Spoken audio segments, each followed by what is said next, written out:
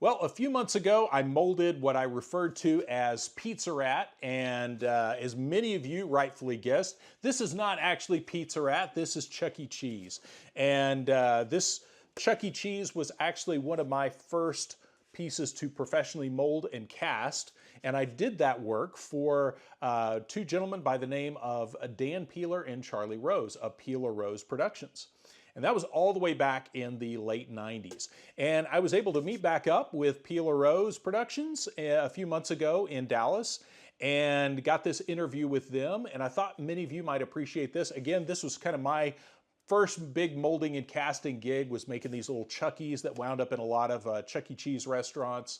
But Dan and Charlie were kind enough to sit down with me and share their history of doing artistic animation work for Chuck E. Cheese, and we discussed that, and I thought you all might appreciate that little walk down memory lane, especially those of you curious about Chuck E. Cheese history. And I think there's some of you that watch this channel that might have also made some copies of Little Rat. So anyway, here you go. Without further ado, here is my interview with Dan Peeler and Charlie Rose of Peeler Rose Productions. This is a long video, so you might want to hit pause, go grab a cold drink, but I think you all will enjoy the molding and casting history, and especially just the Chuck E. Cheese history and animation history. And like I said, I met y'all obviously through the Rat.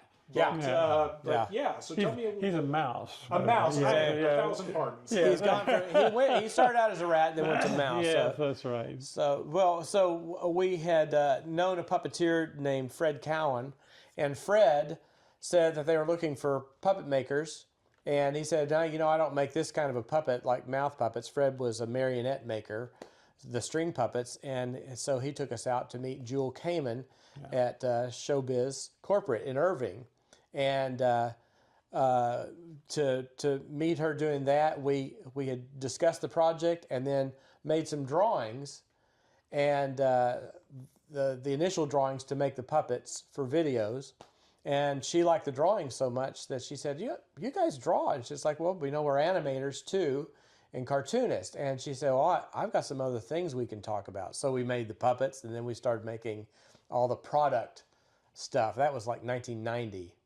While we were working with them, Dan, in his imagination, said, they're looking for things to put on shelves in their stores and ideas and stuff. And so around 1992, Dan had done some drawings proposing little statues of Chucky dressed in various outfits, so like a tuxedo or a superhero, cowboy, astronaut, name anything you've ever seen at Chuck E. Cheese. Golfer, tennis, all of them. Yeah, 20, maybe up to 30 different outfits. Sometimes we just did a one-off, like a Dallas Cowboys, which was licensed, I guess, at the time. So we worked for Leslie Davies' group. Yeah, who did all of the wonderful decor, all the stuff on the shelves, and Sherry and Bob Davis. That's right, and they needed something personal to go on the Chuck E. Cheese shelves, and so we all got together and started making these, and we made a lot of them through all those years. I think we had proposed.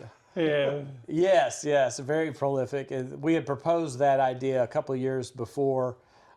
It finally went the rounds of people thinking about it, I guess. Then we found a drawing that said 1992, and we started working with Bob and Sherry about 1994, I think, or 93, somewhere in there.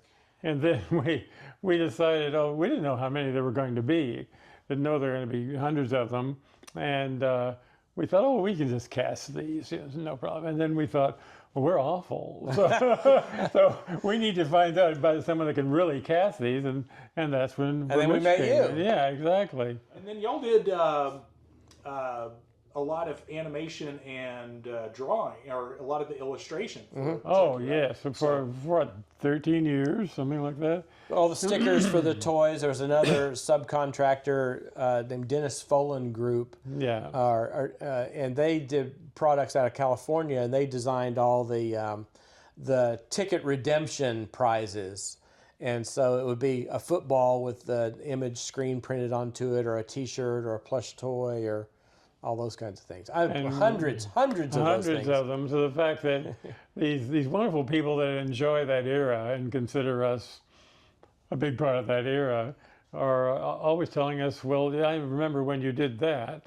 and we don't remember doing it. I look at drawings and say, well, that's my style, but I don't remember drawing it because it was something 25 or 30 years ago that it took 20 minutes to draw. Would you remember exactly what you did then? So, well, y'all definitely took the original Pizza Rat and rehabilitated him from like gangster rat or like questionable character rat to much more photogenic Chuck E. Cheese. Yes, we made him more child-friendly, certainly. There's no doubt about that. We're old Sunday school teachers. So by the time Chucky came to us, he said, yeah, he does. It's like, we're wanting to make sure this looks good for children and families, right? So, well, yeah. And so we did a process I called streamlining. It's just rounding them up, making the edges a little bit more contour smooth and rounded and less harsh and they wanted Chucky to be more athletic.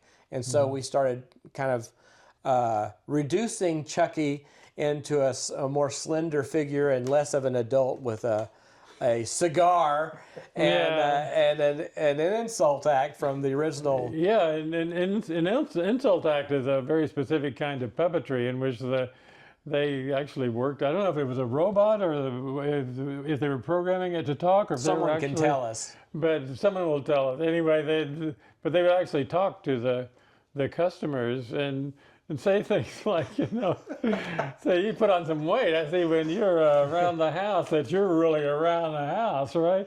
And then we thought, well, that's not very nice, but that was not our era at all. By the time that had been passed, by the time we started doing it, and they were all for it. The Chuck E. Cheese corporate people were great about, we want them to teach good lessons. We want them to be in educational little videos that are still very entertaining, and so he learned to be a much nicer mouse in those days. Whereas the old mouse was like, let's go burn some tires and throw batteries in the lake. Well, we never met the old mouse. We based it on their design. We didn't change it that much until they turned to the 3/4 view. They didn't have a 3/4 view, which is the classic animation view. It's always this kind of boring. Side view is also kind of boring, but 3/4 is the way you always see Bugs Bunny and everybody, and so we shortened his nose a lot when we did the 3/4, and it stayed that way. And you said he is actually technically a mouse. Yes, that's right. Okay. Yeah, there was a lot of discussion around the place in those days about, is he a rat or a mouse? We have the drawings of the transitional period where we started talking about making his snout shorter and all. That was around 1993, 94. We said, he's a mouse now. And so we said, oh, okay, so he's a mouse. And he said, we want to make him look more mouse-like. And we had already, by that time, gotten rid of the whiskers, and he didn't have a tail. And of course the cigar was the first. We didn't draw. We never did the cigar. Gone, yeah. We had already dropped the cigar part. He's not going to smoke. So. Yeah. And now I know this is totally off from Chuck E. Cheese, but didn't y'all at one point y'all were working on you were doing something as a possum? Yeah. Is that a Peeler Rose endeavor? Or is that... So that was Bobby Goldsboro. So we were doing Swamp Critters of Lost Lagoon, which was shot at PBS at WEDU in Florida. And we did 4 seasons of that, about 13 episodes a season. There was Billy Bob Possum, Joe Raccoon, Imadilla, Gumbo the Fiddler Crab, Big Alligator, Phineas Fat Rat, and all these animatronic characters that were costumes, but they had moving mouths and blinking eyes. Yeah, they were some great animations. But yeah, they were like the costumes at Chuck E. Cheese, but they talked and it was a real little drama that they would go through every week, and they taught good lessons too. All of our characters taught working together, things like that. Yeah. Didn't you get a call at the studio once for Charlie Rose? Yeah. It's funny. You were around that time. While working at WEDU, someone saw my name in the credits of Swamp Critters and thought that Charlie Rose had something to do with the Swamp Critters, and so they were sending me series proposals and talk show proposals and things, and I'm opening all this mail, I guess I can confess now, And when I realized, I was like, this is not me. I went back to the front desk. I said, this is the other guy, the other Charlie Rose. And or I could do your show, but I'm going to have to be dressed as a possum. yes, So yeah, that kind of thing. I'm not a possum, but I play one on TV. So yeah, we worked with Bobby Goldsboro, and we did Sally Seal and Chuck E. Cheese, all basically in the same era, the 90s through the early 2000s. Yeah, I'm sorry. Sally Seal's a water safety, once again, teaching people how to swim properly, just for very little children. And we're still working on that after all of these years, doing coloring books and so on. And she's a lot like Chucky. She likes the children, wants them to stay safe. Now, what are you guys, what are y'all working on now? I know there's some books, and I'm going to put a link to your channel, of course, in the video description. So I got to use the usual preamble of the links in the video description. So, what are you doing now? Do y'all still do any work for Chuck E. Cheese, or is I know Chuck E. Cheese is kind of a no. That was a different era, and we had a great time, great people, but we went on to do other things, and so the Chuck E. Cheese collectors enjoy us, and we're getting a new life from listening to their praise. But we did the first major thing we did was 6 dragon books called The Dragons of Romania. They're like etching style, and they're for middle school up, right? Yeah, young adult, middle school, young adult. And so that was the first big project we started doing that time. All kinds of stuff. We're writing children's books now, picture books, and doing coloring books, and that's sort of mixed in. We've written the 6th dragon book since we started that in 2014, and now we just to take a break and say, oh, let's just draw some pictures. But we get great visits from all these Chuck E. Cheese fans that come and see us and fly in and drive in, and it's really fun. It's sort of, it does, Dan said, it's going to pump life into the back into it again. So is there anything in the Chucky metaverse, or what's your favorite? Is there anything that your kind of your favorite contribution to that realm? Well, we went through so many phases with Chucky, starting out with the vest and the derby, and then as he became more athletic, he was more active in doing sports and roller skating and all that. And then he became a coach, so it's like he got promoted each time. And then from the promotion of coach, they wanted him even younger, and coach was more of a grown-up soccer dad kind of an approach. And then he was Cool Chuck. And then the last incarnation that was transitioning from us to some other artists was what they call Avenger Chuck.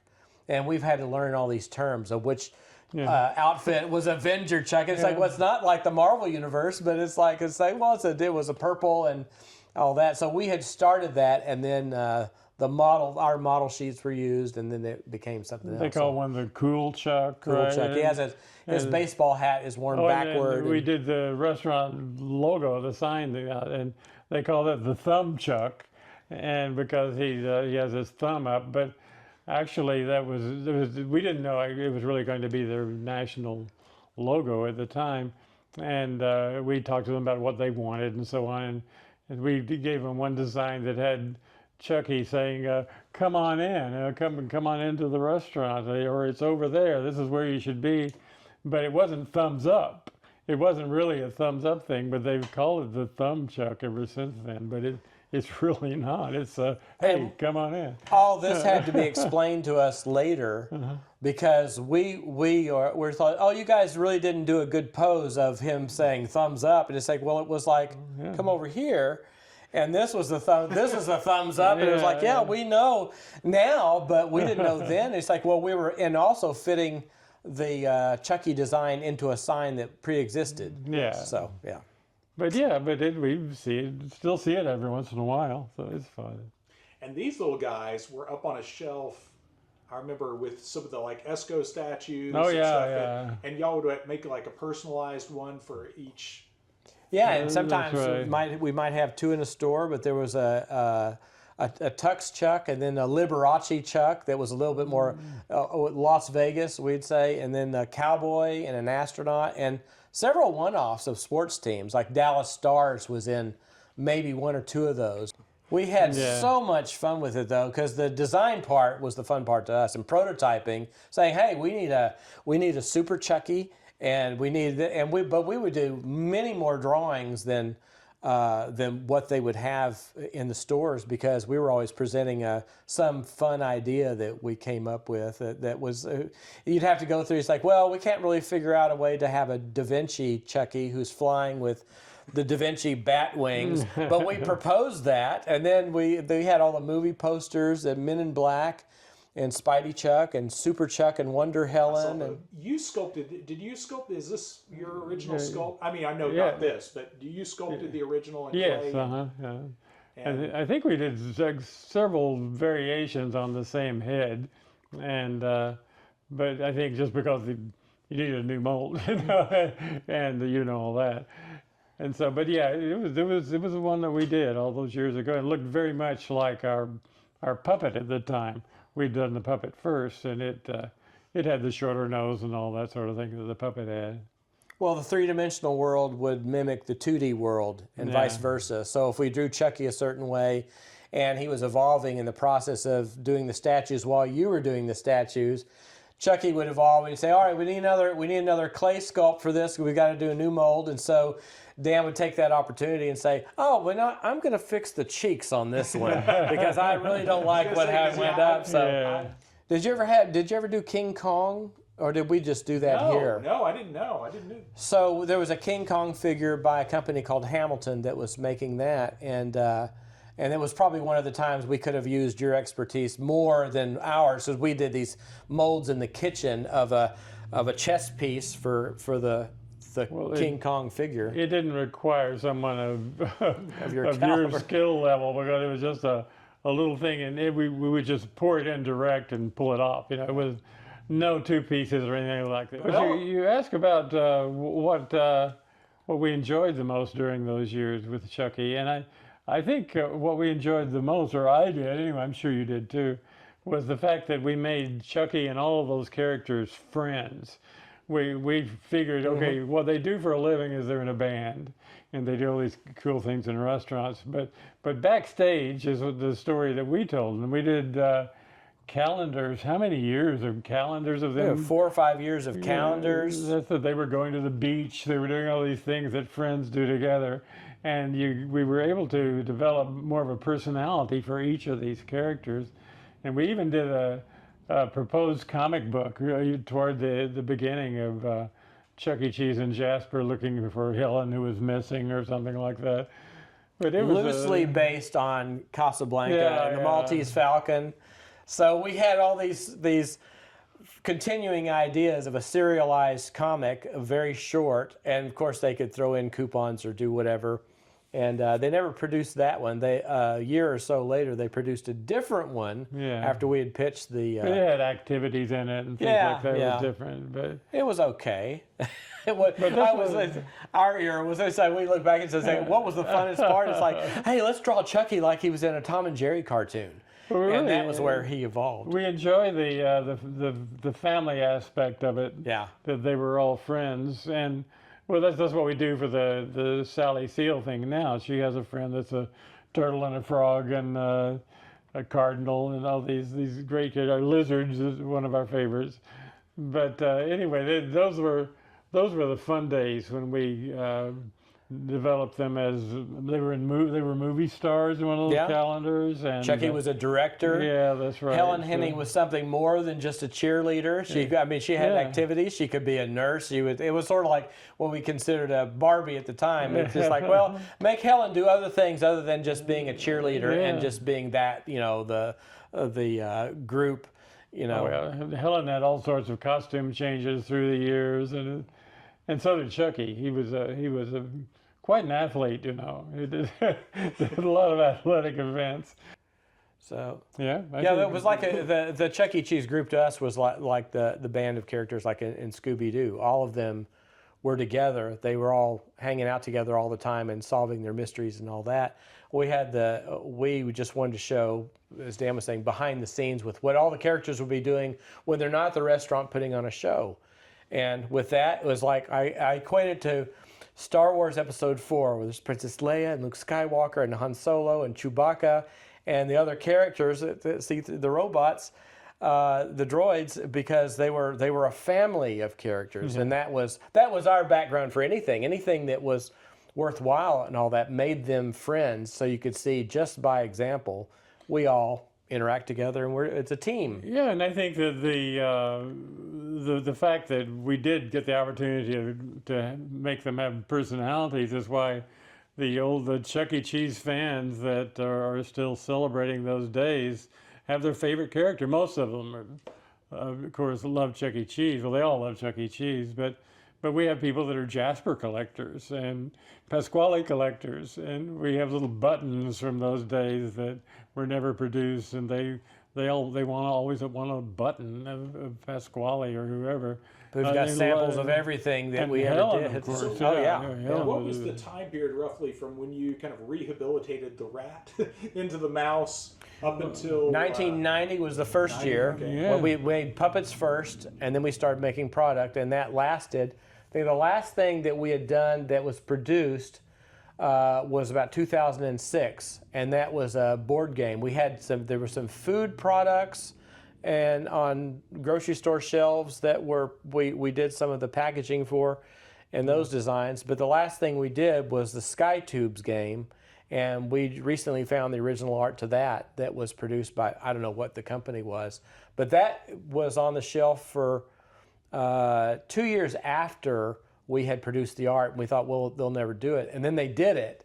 So people are saying, I got the Sky Tubes game. It's like, we never knew they actually did it. Yeah. And they took our art and really made it beautiful. So, but the character design was pretty gradual and instantaneous, really.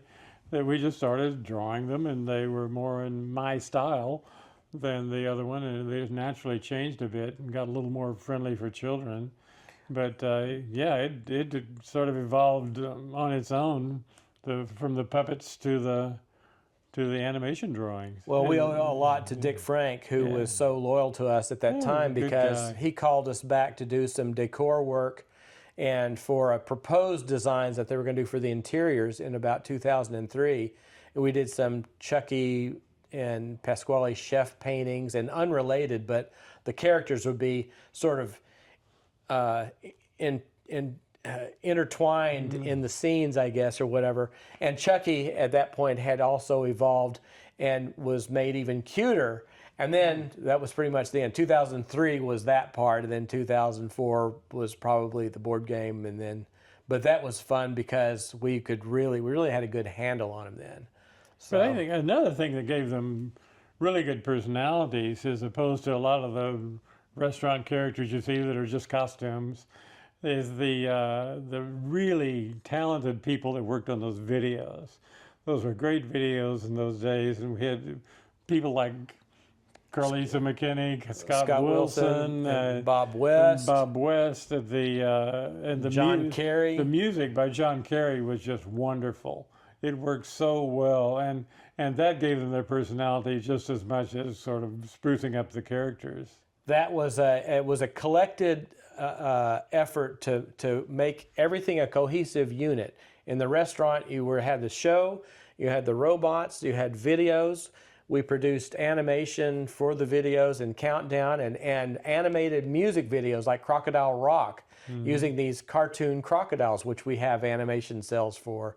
And I'll send you pictures of those so you can see. But so y'all were doing like old school, like actual hand painting cells and shooting it on an Oxberry camera and all that. But that was really that was the heyday. And about 1994, we stopped doing the videos. The videos had moved on to something else. I'm not sure. They were still doing Doing a lot videos, of location stuff. a lot of locations, yeah, and with the costumes, not the puppets. And, so, and then we just kept evolving the model sheets of Chucky and the style guide for updating him and everything else. But that was it really was fun. And we look back and think, wish we had more time to enjoy it, because it was such a, we did a thing called faxing back then, where you took a drawing and faxed back. So we had all the original pencils with us, and we've got notebooks full of those now. And well, we have a couple of YouTube channels, one for Sally Seal, and the other one, our channel has demo work of stuff. Dan worked on Sesame Street in the early 70s and did about about 20 different episodes of the Sesame Street. We don't remember. Sesame Street and the Electric Company, which was Children's Television Workshop. Oh, So yeah. we did that, and he was doing stop motion for Frito-Lay and puppets and that kind of thing. And we're just now finding demos, or did I say demos, footage of all that work that was done then. And then there's some commercial things. So we had Swamp Critters is all over YouTube, but we don't have any, we don't have access to it, but everyone posts the Swamp Critters of Lost Lagoon, and we see it's like, well, there's a really bad VHS prints or off the air maybe. And of course, we did an animated special also produced with Bobby Goldsboro, the singer, and for the Disney Channel. And it was an Easter special called Easter Egg Morning, and it ran for years. It was a Disney Channel special for young children at the very beginning. So we thought, oh, everyone will remember us for the Disney Channel and for Sesame Street, but it's Chuck E. Cheese. Chuck E. Cheese wins. You drew Chuck E. Cheese? Well, yeah, but we also know, tell us about Chuck E. Cheese. So it's very People tell us they interesting, remember watching The Rabbit from Easter Egg Morning, and we did all of Bobby Goldsboro's animated and toy books, all the read-along books and things of stories that didn't go to television for anything but toys. Yeah. And then Swamp Critters was that last thing that went on to an amusement park. So I think it was called Jazzland or something like that. Jazzland, I think so. Silver Springs or Jazzland. Did it go to Branson? I don't know. I don't know if it ever made it to Branson, but yep. Gentlemen, thank you very much. And, thanks, Mitch. Thanks for being It's been fun. It's hard to believe it's been almost 25 years, but that's right. I could stand up straight the last time I saw you. Maybe we can watch one of your videos to figure out what brick in the yard means. So, exactly. Really, what does it we've mean? known you for 30 years, so maybe that would. You honestly don't know the brick in the yard? I don't know that I do. Oh goodness. Okay, on the end screen of this video, I'm going to link the story. Oh. So for the people that paid attention all the way to the end, here's the Easter egg. I'm going to link on the end screen the brick in the yard story. There's a video. Okay, good. And it'll be linked right. It'll probably be right floating above your head, Charlie. So it'll be right up there. So right here, right there, brick in the yard story. Yeah. So anyway, so check that out. And again, thanks a lot. And we'll have to do this again. Thanks, Mr. Rogers. Great. Okay. Bye, Mr. Rogers.